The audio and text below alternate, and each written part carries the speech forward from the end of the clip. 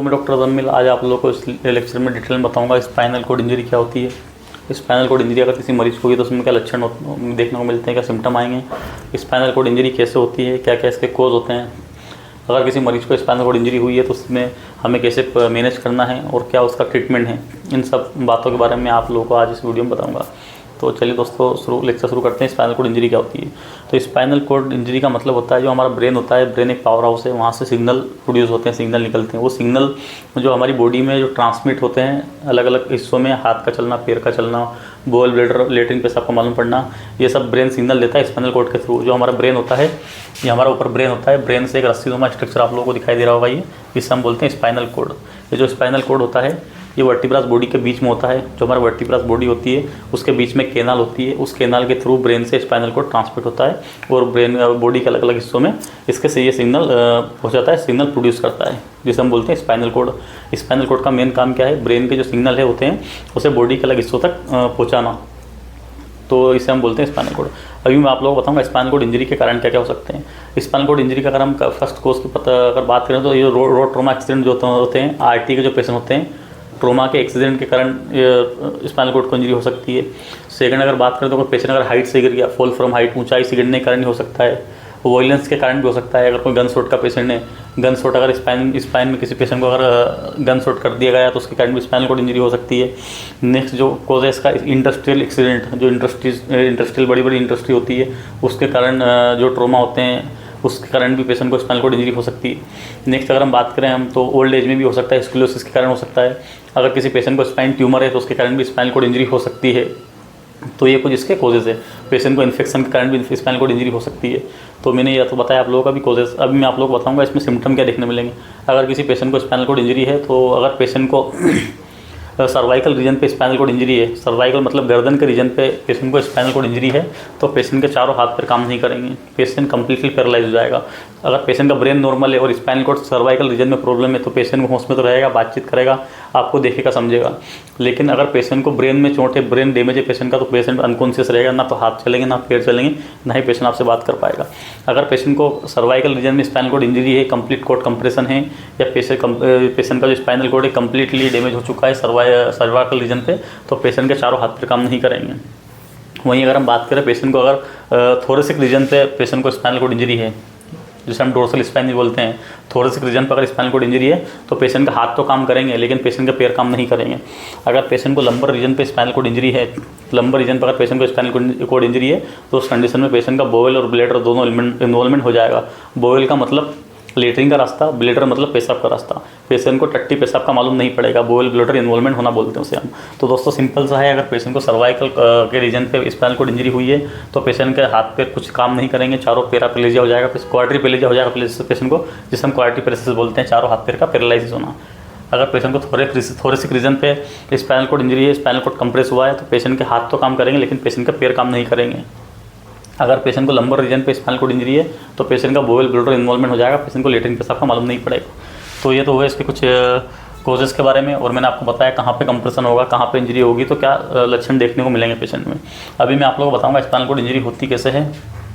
तो ये एक पेशेंट हमारे हॉस्पिटल में इमरजेंसी में एडमिट हुआ था। इसकी हिस्ट्री थी फॉल फ्रॉम हाइट की, ऊँचाई से गिर गया था 15 से 20 फीट की। तो आप लोग देख सकते हैं पेशेंट का यहाँ पे ब्रेन है, जो मैंने आपको बताया था ब्रेन का काम होता है सिग्नल प्रोड्यूस करना। जो सिग्नल आते हैं हमारे ये स्पाइनल कॉर्ड के थ्रू आते हैं।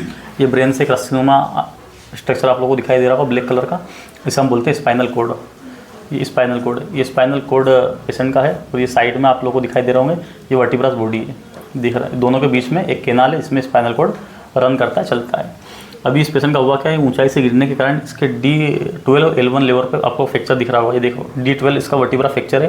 फ्रैक्चर होने के कारण जो स्पाइनल कॉर्ड देख लो ऊपर से ये क्लियर दिखाई दे रहा है ब्लैक कलर का, लेकिन ये D12 लेवल पे यहाँ पे आके इसका वेज कंप्रेशन है।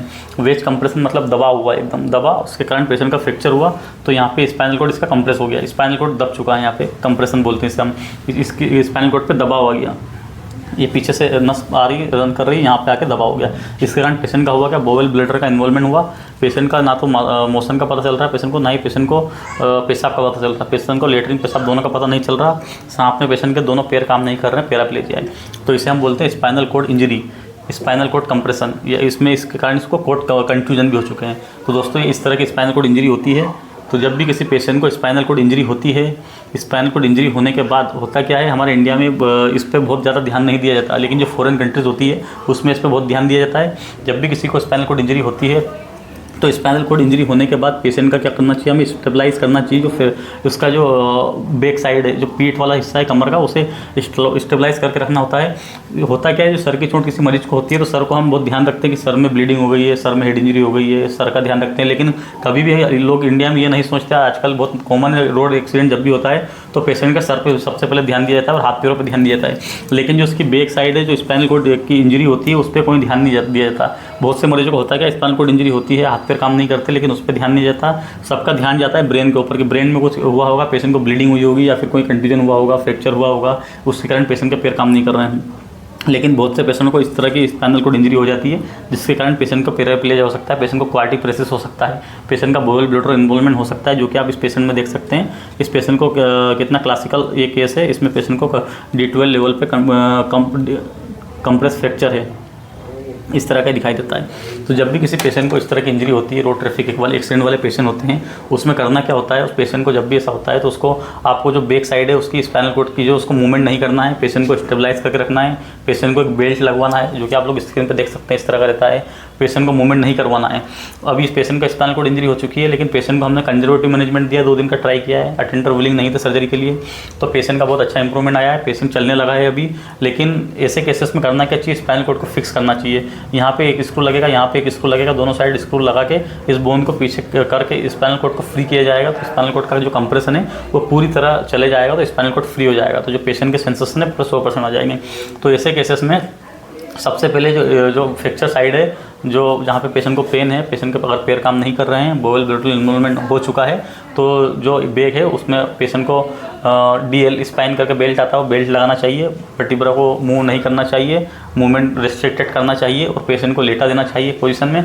उसके बाद पेशेंट का MRI प्लान करना चाहिए। अगर MRI में कहीं पे फ्रैक्चर बोन दिख रही है या फिर स्पाइनल कोड कंप्रेशन दिख रहा है तो तुरंत न्यूरो सर्जन को दिखाना चाहिए। न्यूरो सर्जन को दिखाने के बाद उसका आगे का नेक्स्ट जो प्लान ऑफ सर्जरी होता है वो स्पाइनल कोड का फिक्सेशन होता है, जिसे हम फिक्सेशन सर्जरी बोलते हैं।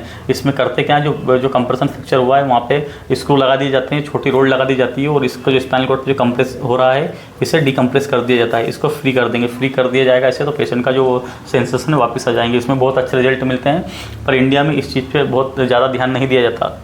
जो पूरा फोकस होता है ब्रेन के ऊपर होता है। अगर एक्सीडेंट किसी का हुआ है तो इस चीज़ का ज़रूर ध्यान रखें। अगर किसी पेशेंट का एक्सीडेंट हुआ है तो उसका स्पाइनल कोड इंजरी भी हो सकती है। स्पाइनल कोड इंजरी के कारण भी पेशेंट के हाथ पैर काम नहीं करेंगे और पेशेंट को उसके कारण भी लकवा हो सकता है। तो दोस्तों, ये हमारा स्पाइनल कोड इंजरी का लेक्चर हुआ। अगर आप लोग अच्छा लगा हो तो चैनल को सब्सक्राइब करना ना भूलें। Thank you.